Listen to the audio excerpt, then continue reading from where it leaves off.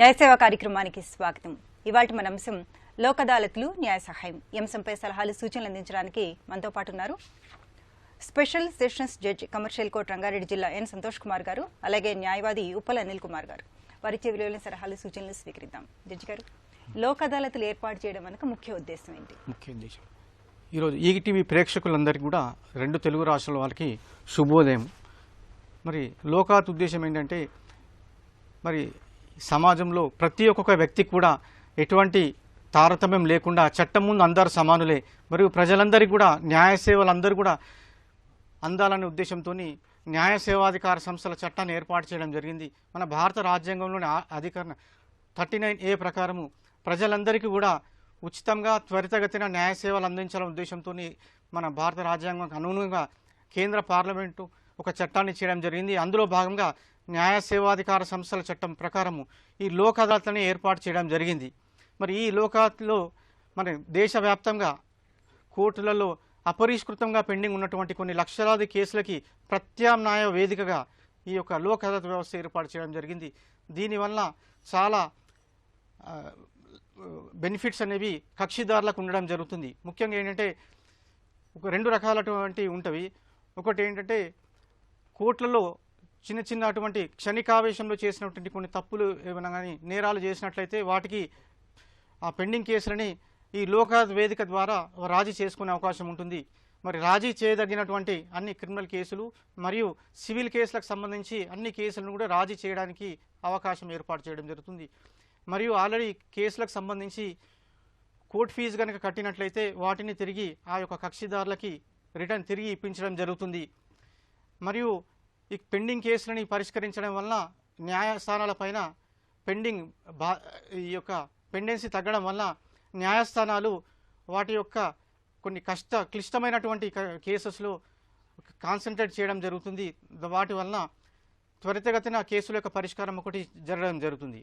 మరియు ఇందులో ఈ చట్టంలో ఇంకొక డైనమిజం ఏంటంటే, న్యాయస్థానానికి వచ్చిన తర్వాత పరిష్కారం కాకుండా న్యాయస్థానానికి రావడానికంటే ముందు కూడా పరిష్కార మార్గం అనేది ఏర్పాటు చేయడం జరిగింది. దీన్ని ప్రీ లిటిగేషన్ కేసు అని చెప్పి చెప్పడం జరుగుతుంది. కొన్ని సందర్భాలు భార్యాభర్తల మధ్యలో చిన్న చిన్న మనస్పర్ధలు కానివ్వండి, లేదా అన్నదమ్ముల మధ్యలో కానివ్వండి, లేదంటే ఈ యొక్క కుటుంబ సభ్యులలో ఏవైనా కానీ మనస్పర్ధలు ఉన్నట్లయితే మామూలుగా ఏంటంటే ఒక న్యాయవాదిని నియమించుకొని ఒక లీగల్ నోటీస్ పంపించి తర్వాత న్యాయస్థానంలో కేసు వేసినట్లయితే కనుక కొద్దిగా కోర్టు ఫీజు కానీ ఇదంతా ఉంటుంది.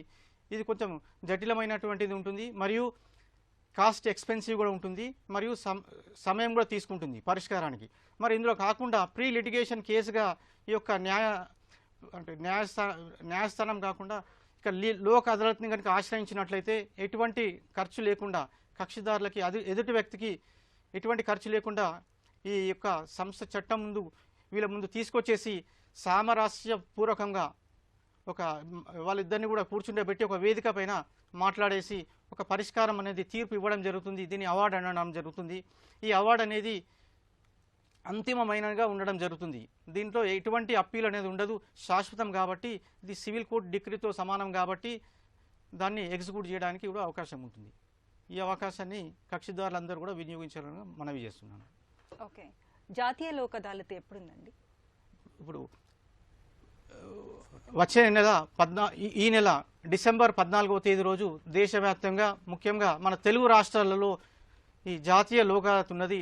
ఇందులో అన్ని రకాలైనటువంటి ఆల్ కాంపౌండబుల్ క్రిమినల్ కేసెస్ మరియు all civil cases, check bounce cases కానివ్వండి, మరియు మోటారు వాహనాలకు సంబంధించి ఈ క్లెయిమ్స్ కానివ్వండి, ఇన్సూరెన్స్కి సంబంధించినటువంటి క్లెయిమ్స్ కానివ్వండి, ఇంకా ఏవైనా కానీ వాటిని పరిష్కారం చేయడానికి ఒక వేదికగా, ప్రత్యామ్నాయ వేదికగా ఉండడం జరుగుతుంది. ఓకే, కాల్ తీసుకుందాం అండి. హలో హలో హలో, నమస్తే. నమస్తే విమలమ్మ గారు, చెప్పండి. నమస్తే అండి. నమస్తే అమ్మ, ఎక్కడి నుంచి మాట్లాడుతున్నారు? కర్నూలు అండి. ఓకే, చెప్పండి.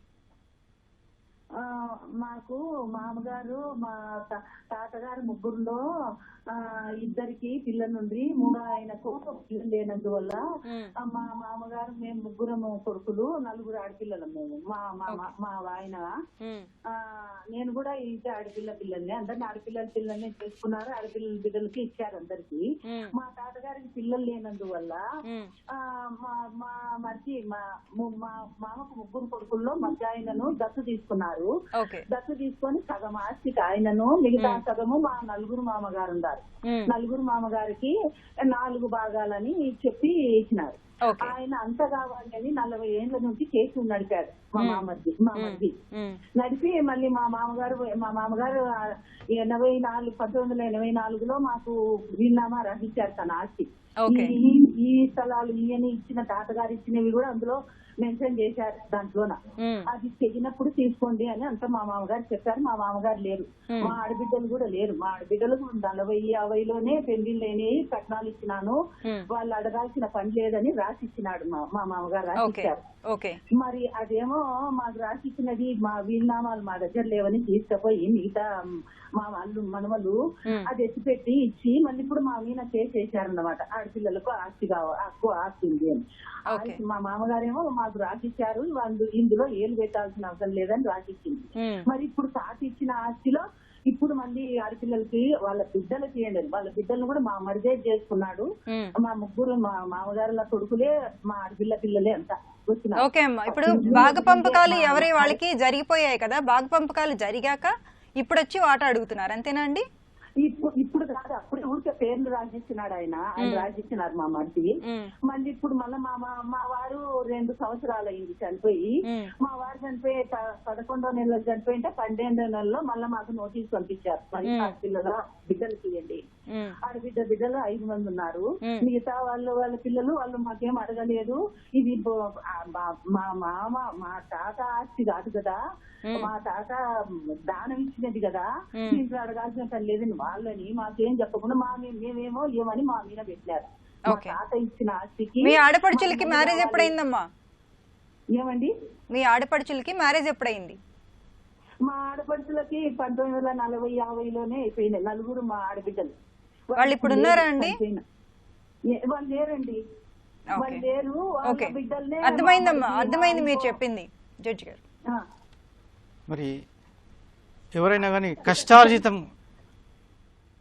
మీ మామగారు అంటున్నారమ్మా, ఒకవేళ కనుక కష్టార్జితంతో కనుక వారి యొక్క సెల్ఫ్ అక్వైర్డ్ ప్రాపర్టీ అయితే కనుక వారు ఇష్టపడిన వ్యక్తి కూడా వీలునామా ద్వారా కానీ ఇవ్వచ్చు. ఆ వీలునామా అనేది వారి యొక్క తదనంతరము వారి యొక్క ఆశయం మేరకు డిస్ట్రిబ్యూషన్ చేయడం జరుగుతుంది. మరియు మీరు ఆల్రెడీ గిఫ్ట్ ఇచ్చారని కూడా అంటున్నారు. ఒకవేళ గిఫ్ట్ ఇచ్చినట్లయితే అది వారి యొక్క సొంత కష్టార్జితం అయితే, సెల్ఫ్ అక్వైర్డ్ ప్రాపర్టీ అయితే కనుక ఆ విధంగా గిఫ్ట్ ఎవరికైతే రాసిస్తే కనుక వాళ్ళకు సర్వ హక్కులు ఉండడం జరుగుతుంది. మరి ఇందులో కనుక వారి స్వార్జితం కాకుండా యాన్సిస్ట్రల్ ప్రాపర్టీ ఈ విధంగా ఉన్నట్లయితే కనుక ఈ ఆడపిల్లలకు కూడా ఆస్తిలో హక్కు అని చెప్పేసి చట్టం చేయడం జరిగింది. 1940s లోనే వాళ్ళకి మ్యారేజ్ అయిపోయినాయి కాబట్టి ఇప్పుడు ఎటువంటి ఆల్రెడీ పార్టీషన్ అయి ఉంటే కనుక మళ్ళీ వారికి ఎటువంటి హక్కు అనేది ఉండదు చట్ట ప్రకారం.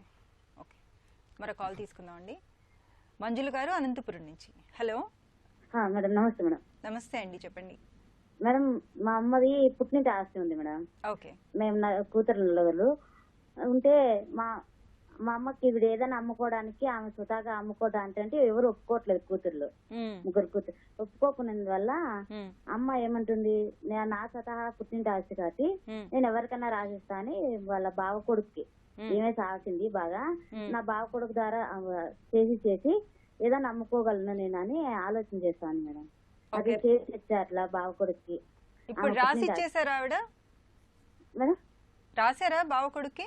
ఇంకా రాయలేదు మేడం, రాస్తారంట. రాస్తాను అని చెప్తున్నారు, అంటే అంత ఆస్తి అంతా ఇచ్చేస్తాను అంటున్నాను. ఓకే. ఆవిడకి ఆస్తి పుట్టింటి నుంచి వచ్చిందండి? వాళ్ళ పుట్టింటి నుంచి వచ్చింది? ఆమె ఒక్కతే కూతురు. ఓకే. మా తాతగారు. ఓకే. లాయర్ గారు మళ్ళీ కోర్టుకి వేసుకోవచ్చా? అన్నకి ఇది ఆమెకు స్త్రీధనం కింద వచ్చిందండి. వివాహ సమయంలో గానీ తర్వాత గానీ ఇచ్చి ఉంటారు. సో ఏంటంటే దాని మీద ఆమెకు సర్వ హక్కులు ఉంటాయి. సో ఆమె ఎవరికైనా రాసుకోవడానికి ఎవరికైనా రాసే వీలు ఉంటుంది. ఆమెకు రాసుకునే రైట్స్ కూడా ఉంటాయి. సో దీన్ని మనము ఛాలెంజ్ చేయడానికి లేదు. ఈమె కూతుర్లు అయి ఉండొచ్చు, బట్ ఏంటంటే తనకు ఇది వారసత్వంగా వచ్చింది కదా, స్త్రీధనం కింద తీసుకుంది కాబట్టి ఆస్తి కింద వస్తుంది కాబట్టి తనకు సంపూర్ణమైన హక్కులు వాటి మీద ఉంటాయి తప్పకుండా. ఓకే. విన్నారా అమ్మా? అదే మేడం, మళ్ళీ వాళ్ళు ఏమైనా కోర్టుకి వేస్తే ఏమన్నా అవుతుందా మేడం? వాళ్ళు కోర్టుకి వేస్తున్నారా, మీరు కోర్టుకి వేస్తున్నారా? వాళ్ళు కూతుర్లు మేడం, కూతుర్లు ఏమైనా కోర్టుకి వేస్తే ఏమైనా జరగవచ్చా అని. దాని గురించి మీకు దగ్గరలో ఉన్నటువంటి న్యాయవాదిని సంప్రదించాలి. ఎందుకంటే వాస్తవంగా అయితే రాదు, కాకపోతే ఏంటంటే మీరు లిటిగేషన్ పెంచాలనుకుంటే తప్ప ఇంకా వేరే రకంగా ఏ రకంగా కూడా వీళ్ళకి హక్కులు ఉండవు. ఓకే, మరో కాల్ తీసుకుందాం అండి. అశోక్ గారు కరీంనగర్ నుంచి. హలో. హలో, నమస్తే మేడం. నమస్తే అండి, చెప్పండి. అశోక్ గారు టీవీ చూడకండి, మ్యూట్ లో పెట్టేసేయండి. మీ సమస్య ఏంటో చెప్పండి. మేడం, మా మామయ్యకి యాక్సిడెంట్. కొంచెం గట్టిగా చెప్పండి. మా మామయ్యకి యాక్సిడెంట్ అయింది మేడం, ఆర్టీసీ బస్ ద్వారా. మేము కేసేసి 2 years ఏవో అయిపోయింది మేడం. అయితే మాకు అసలు తెలియదు. ఆ లాయర్ 5 lakhs చేశాడు. కాంప్లిమెంట్ కోసం నేను వెళ్ళాం లోపల అలర్ట్. అప్పుడు వెళ్ళినప్పుడు వాళ్ళు ఏమన్నారంటే మీకు 2 lakhs వస్తాయి అని అట్లా చెప్పారు. ఎందుకు అట్లా వస్తాయి అంటే మీరు ఎక్కువ అమౌంట్ చేయలేదు అని అన్నారు. ఇప్పుడు ఎక్కువ వస్తా మేడం అట్లా మళ్ళీ అడ్వకేట్ మిస్టేక్ చేసింది. అసలు ఇప్పటి వరకు మీకేమీ రాలేదా అండి? ఏం రాలేదండి. ఆర్టీసీ తరఫున ఒక 5,000 ఇచ్చారంటే. యాక్సిడెంట్ లో ఆయనకి ఏమైంది? చనిపోయింది మేడం. చనిపోయారు. జడ్జి గారు, మరి ఈ మోటార్ వెహికల్స్ యాక్ట్ ప్రకారము కాంపెన్సేషన్ గా కేసు వేసే అవకాశం ఉంటుంది. ఇప్పుడు మీరు ఆల్రెడీ కేసు వేశారు కాబట్టి మరి ఆర్టీసీ వెహికల్ అండి ఇది. ఆర్టీసీ అయితే కనుక మీరు ఆర్టీసీ వారిని పార్టీ చేసి కనుక మీరు వేసినట్లయితే మామూలు న్యాయ ప్రక్రియ ద్వారా అయితే కనుక కేసులో ట్రయల్స్ ఉంటవి, కేసులో విచారణ జరిగిన తర్వాత ఉంటుంది. మరి ఇంతకుముందు మేము చెప్పినట్టుగా మరి ప్రత్యామ్నాయంగా అంటే లోక్ అదాలత్ అని చెప్పేసి ఒక వ్యవస్థ ఉంది. మరి మీరు ఈ కేసుని మీ అడ్వకేట్ వారికి చెప్పేసి ఈ లోక్ అదాలత్ కనుక రెఫర్ చేయించుకున్నట్లయితే కనుక మీకు ఎంత రిక్వైర్మెంట్ ఉంటుంది అనేది ఇక్కడ సామరస్యపూర్వకంగా ఒక అవార్డు ఇవ్వడం జరుగుతుంది. ఒకటే రోజులో మీకు పరిష్కారం అనేది దొరకడం జరుగుతుంది. కాకపోతే ఏంటంటే ఆర్టీసీ వాళ్ళు కూడా ఈ అమౌంట్కి ఇరు వర్గాలని కూర్చుండబెట్టి మీకు మాట్లాడడం జరుగుతుంది. ఎంతైతే వస్తుందో దాన్ని బట్టి ఒక తీర్పు ఇవ్వడం జరుగుతుంది. అది కాదండి ప్రాబ్లం. ఇప్పుడు వాళ్ళు 2 lakhs ఇస్తామని వాళ్ళు అన్నారు.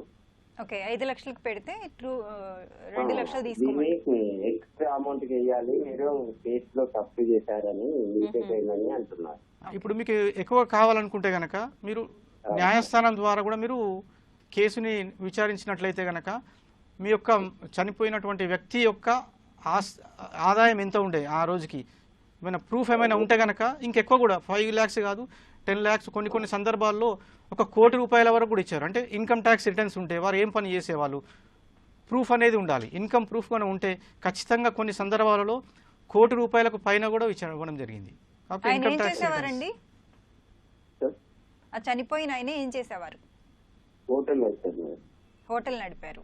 ఓకే, అయినప్పటికీ కూడా నోషనల్ ఇన్కమ్ గా కోర్టు భావించి మినిమం ఒక వ్యక్తికి ఇవ్వాలని చెప్పేసి నాకు తెలిసినంత వరకు మీరు న్యాయస్థానం వాళ్ళకు ఇన్సూరెన్స్ తరఫు నుంచి అడ్వకేట్స్ కూడా ఉంటారు.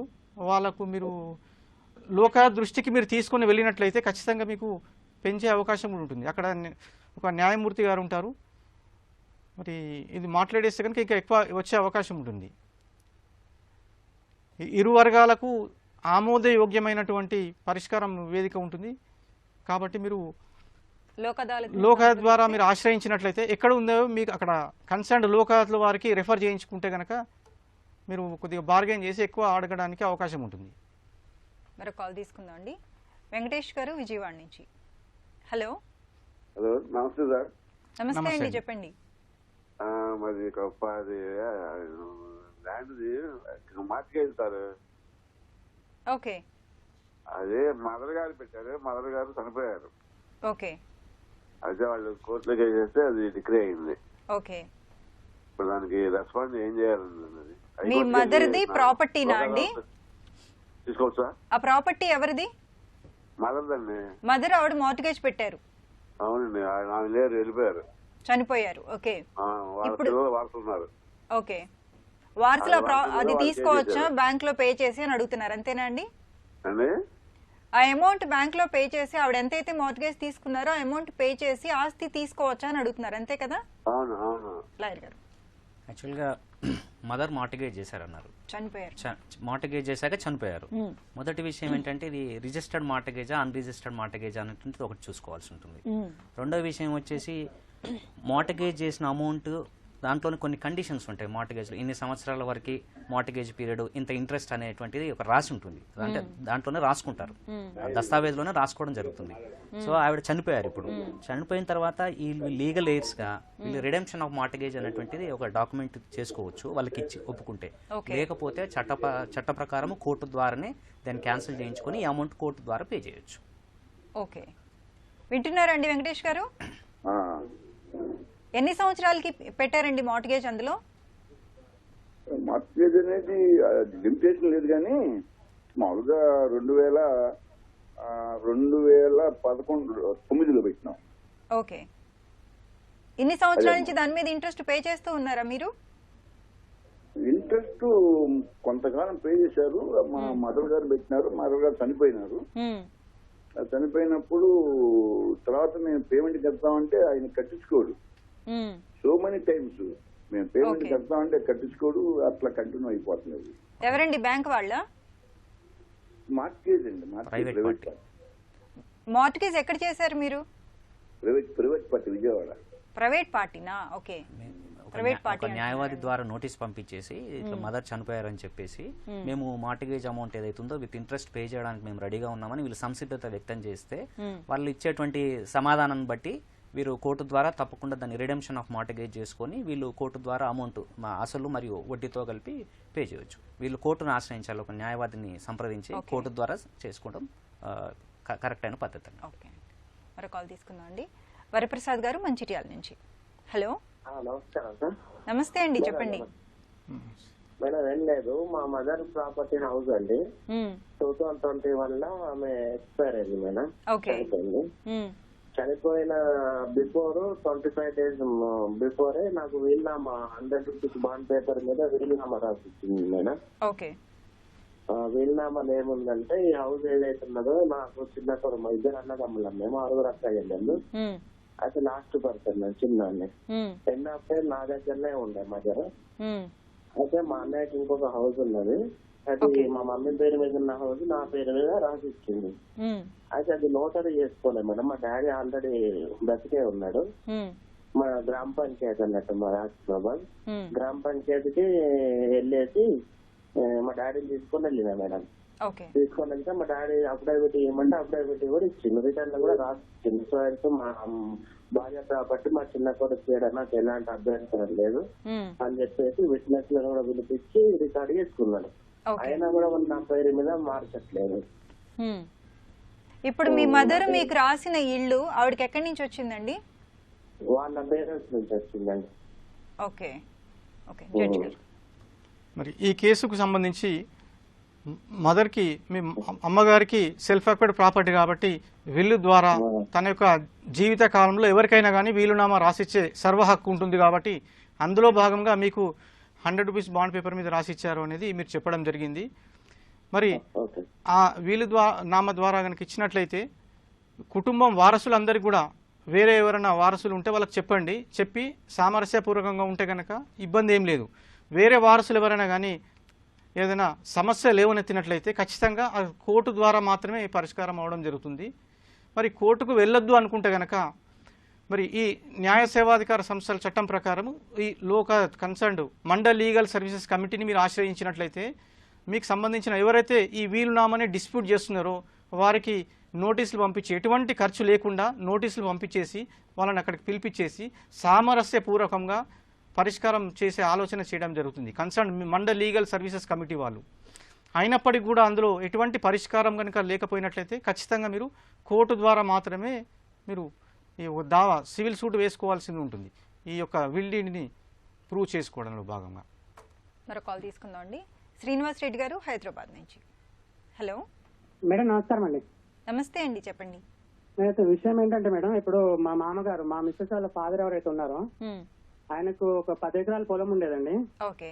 అయితే ఆయన కట్నం కింద పెద్ద అమ్మాయికి 1 ఎకరా ఇచ్చాడు, రెండో అమ్మాయి మా మిస్సెస్ అన్నమాట, నాకు కూడా 1 ఎకరా ఇచ్చారు. అయితే చిన్న అమ్మాయికి కూడా ఒక 37 గుంటలు రాయిస్తారండి. అయితే చిన్న అమ్మాయికి ఎప్పుడైతే పెళ్లి అయిందో అప్పటికే ఆయన ఆ ల్యాండ్ అంతా అమ్మేశాడు. ఆయన దగ్గర ల్యాండ్ ఏం లేదు. అయితే ఆమె కూడా చిన్న ఆమె కూడా ఒక 37 గుంటలు రాయించాడు. అయితే అది ఆయన పాస్బుక్ లో కనిపిస్తుంది, కానీ ఇప్పుడు పొజిషన్ లోకి వెళ్తే వేరే వాళ్ళు ఆ పొజిషన్ లో ఉన్నారు ఆ సర్వే నెంబర్ లో. 37 గుంటల దాంట్లోనా? 37 గుంటల దాంట్లో. ఓకే. అయితే ఇప్పుడు ఈమె సొంత కూతురు కదా.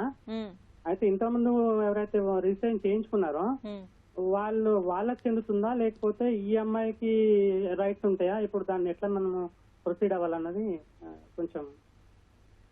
ఇప్పుడు ఆయన ఎవరి పేరు మీద రిజిస్ట్రేషన్ చేశారండి? ఇంకెవరి పేరు మీద చేశారా? వేరే వాళ్ళకి అమ్మేశాడు మేడం ఆల్రెడీ. ఈ అమ్మాయి పేరు మీద రాసి అదే ల్యాండ్ ని వేరే వాళ్ళకి అమ్మేశారు, అంతేనండి? అవునండి, అవును. అయితే పాస్బుక్ లో చూపించింది రిజిస్ట్రేషన్ చేసుకునేటప్పుడు కాబట్టి మేము కూడా ఇలాగ ఉంది కదా ల్యాండ్ అని చెప్పేసి ఆ చిన్న అమ్మాయి పేరు మీద చేయించాము.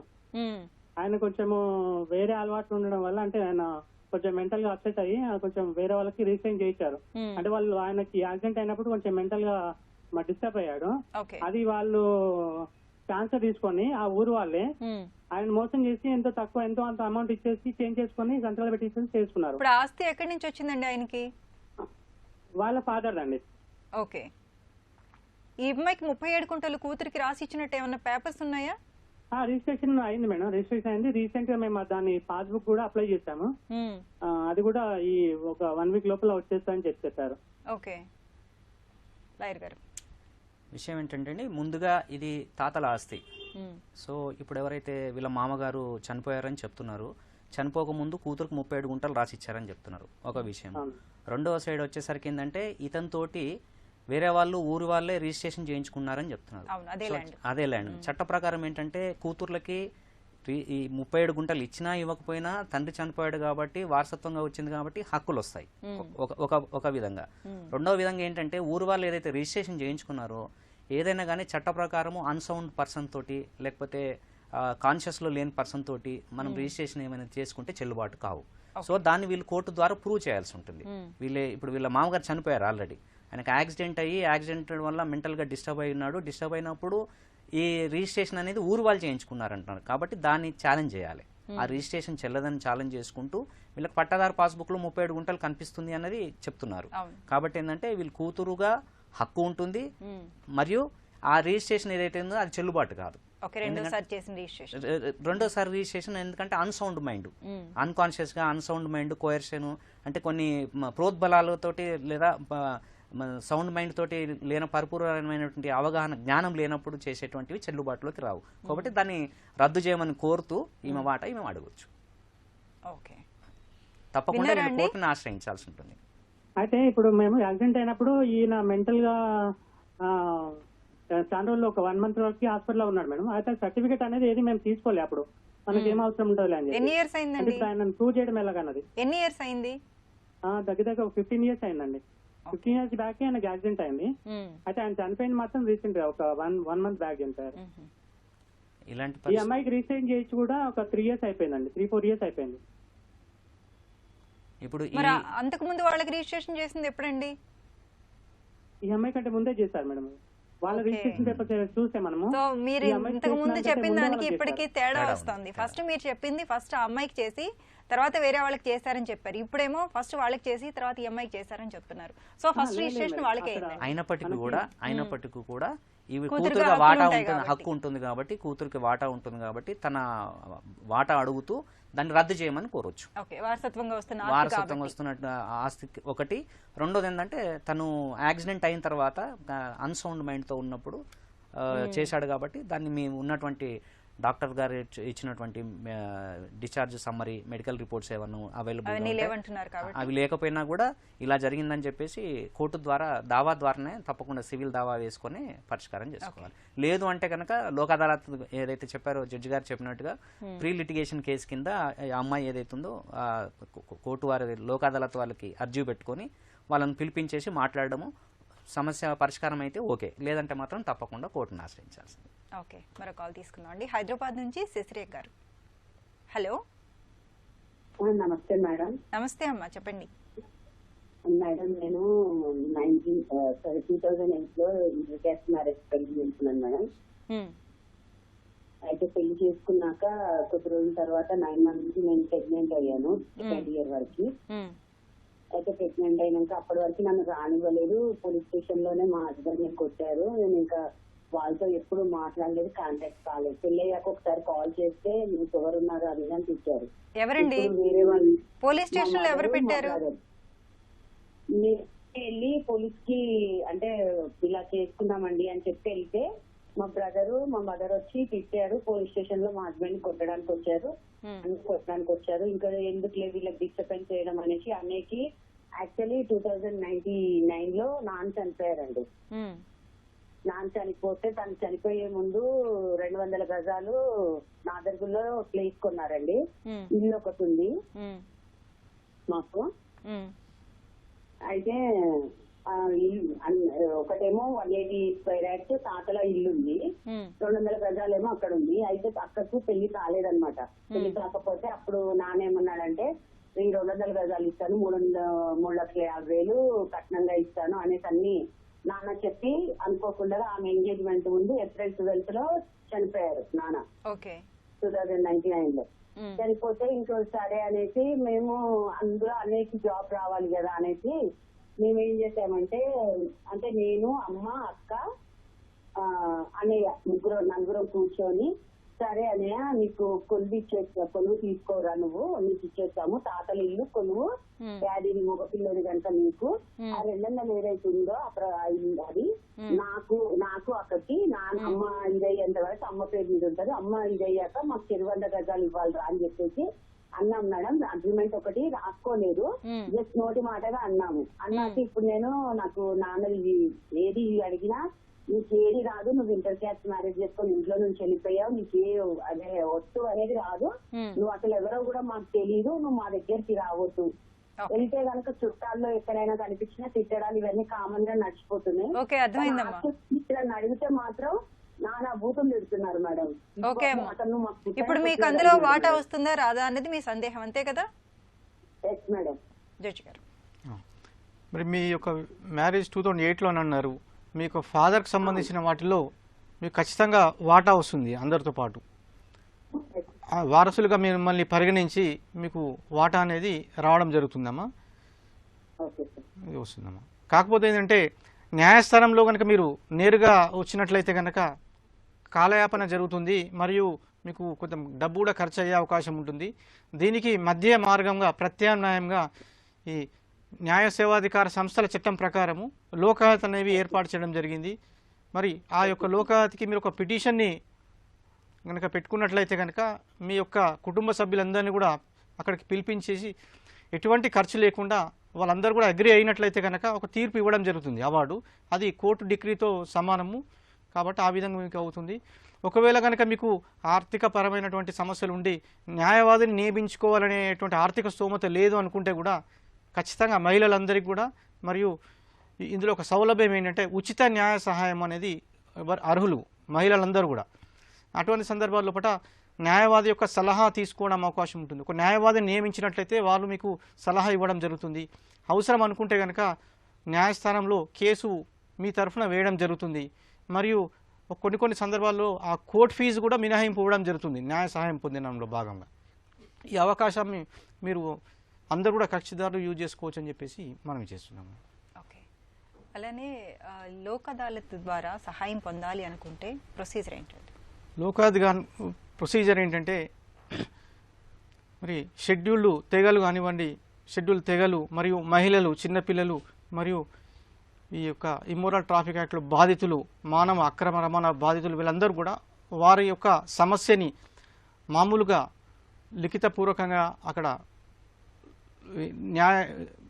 లీగల్ సర్వీసెస్ కమిటీ దృష్టికి తీసుకెళ్ళినట్లయితే వాళ్ళ సమస్యను అవసరంను బట్టి, అవసరం అనుకుంటే కనుక ఒక న్యాయవాదిని వాళ్ళకు హెల్ప్ చేయడానికి, లీగల్ అడ్వైజ్ ఇవ్వడానికి ఒక న్యాయవాదిని నియమించవచ్చు. మరియు ఖచ్చితంగా అవసరం అనుకుంటే కనుక ప్రీ లిటిగేషన్ కేసుగా వేయడం జరుగుతుంది. లేదు కొన్ని సందర్భాల లోపల క్లిష్టమైనటువంటి కేసుగా ఉన్నట్లయితే కనుక డైరెక్ట్గా కోర్టులోనే కనుక దావా వేసే అవకాశం ఉంటుంది. అప్పుడు కోర్టు ఫీజు గురించి కూడా వేయాల్సిన అవసరం ఉండదు కోర్టు కానీ. మరియు ఇన్ కేస్ జడ్జిమెంట్ అయినట్లయితే కూడా ఆ జడ్జిమెంట్ కాపీ, సర్టిఫైడ్ కాపీస్ కూడా ఫ్రీగా ఇవ్వడం జరుగుతుంది. Okay, thank you so much అండి. న్యాయ సలహా కోసం మీరు సంప్రదించవలసిన మా మెయిల్ ఐడి nyayaseeva@ttv.co.in. వచ్చే శనివారం 9:30 న్యాయసేవ కార్యక్రమంలో మళ్ళీ కలుసుకుందాం. అంతవరకు సెలవు. నమస్కారం.